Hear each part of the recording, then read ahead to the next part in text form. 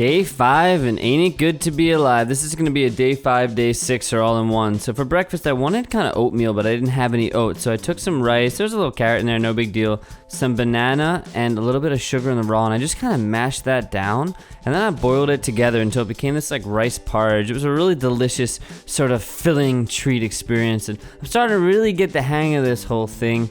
First couple days were not an adjustment. I made a little lunch you can see there, like a cucumber slaw kind of salad, and then I wanted to play around and have a little fun. Yes, I do have my own cotton candy machine. I know what you're thinking, that's nuts, but that's me because I'm nuts.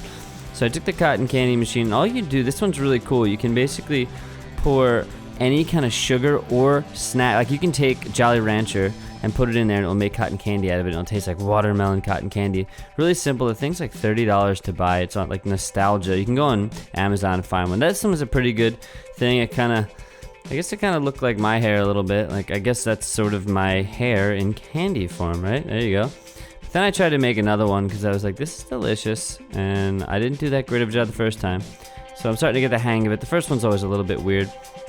But let's see, here we go. Yeah, that's my head right there. Delicious little treat, you know, cotton candy, and that cost me basically $0. So now I took some tortillas, salt, and a little bit of oil on both sides, and then I'm just gonna toss them in the oven and bake them. You could fry them too, but I'm making these like big kind of tortillas that are gonna be fried, except they're gonna be baked, so they're gonna be baked fried. Haha. Now a little black beans, a little garbanzo beans or chickpeas, add some water, carrots, because today we are making a soup. One thing I have not made yet, but I really wanted like the bean soup. Threw some onions in there. I just kind of cooked that down for a little while. You know, you season it, salt and pepper. I threw in some potatoes. Why not? The potatoes are delicious and hearty, and they've got some good starch.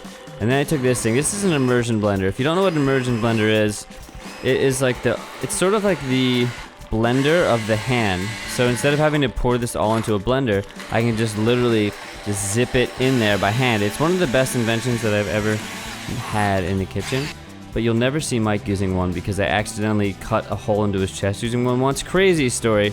Check out our video, our Dexter parody. If you ever watch the show Dexter, type in Brothers Green Dexter, and we didn't show that scene, but you can kind of get a feel for what may have happened with an immersion blender at the end of that. Long story, I'll tell you another time. So I took that black bean soup, a little slaw, and I took those tortillas that I fried up. And this is a extremely delicious soup. I added some of my 2 sauces, the mayo and the cucumber relish, that are pretty much going on everything at this point because I need the sauce. It's so delicious. And look, that was that. So that was one day. That was one day, 3 meals. Quite delicious. Day 6.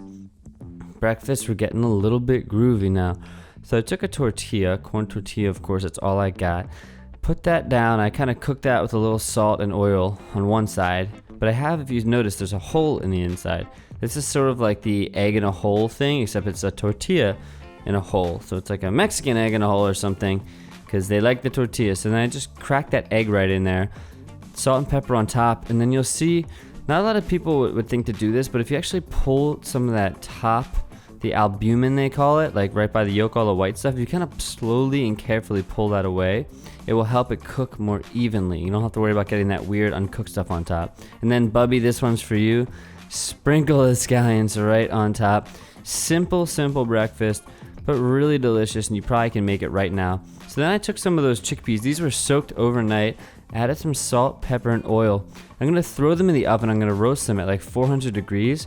And after like 30 minutes or so, you move them around every once in a while, but after like 30 minutes, they're gonna be these super crispy, like chickpea croutons. They are incredibly delicious. They're crunchy. It's like one of the most addicting little like pop in your mouth snacks. It's better than potato chips. And I'm taking that bowl, adding some onions, adding pretty much the end of my chicken. But I managed to have chicken a little bit every single day. So little onions, little black beans, there's some cabbage in there. Keep on mixing that around. And I had an idea today, I had that black bean stuff, and I wanted to make something kind of odd but kind of delicious. So a little salt and pepper goes right in. Carrots, of course, you gotta add the carrots when you got them. I love the freaking carrots. Okay, now I took a little dish, right, and I put in some parchment paper, and then I put in some of that black bean pureed soup from the other day, and now I'm putting down some corn tortillas. I'm actually making sort of like a lasagna. I saw this on Out and Brown many years ago. He did this like leftover tortilla episode, and he made this like lasagna out of it. So I'm kind of using that as inspiration. put the black bean stuff down, put my filling down, and more black bean. At this point, it actually would have been smart to put one more layer of tortillas. I don't know why I didn't, but you could. You don't have to. Then I put some more filling down. Look, we're layering this thing up however you want, however it feels good. If you had cheese, that would be incredible. I did not, but no worries. Some more tortillas, and I just topped it with some soup. It's like a black bean puree, but when it's hot, it's like soup. And I just tossed that in the oven at like 400 degrees until it looked like this. And when I cut it out, I'll be honest, it didn't look like extra crazy, amazingly delicious. But put some rice down.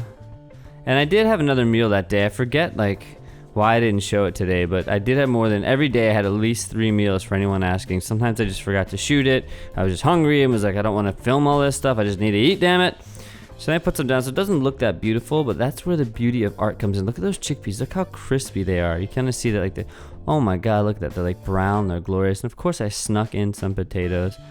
So I kind of put those potatoes down. They're like French fries. Everything, any potato that looks like a French fry is a French fry to me. So it just makes me feel like I'm eating something more substantial. Little pickled onions on top, the cucumber relish, and of course that delicious creamy mayo. Boom. So I have 1 day left in my challenge, and I just wanted to say this has probably been the most rewarding and incredible challenge I've done in a long time.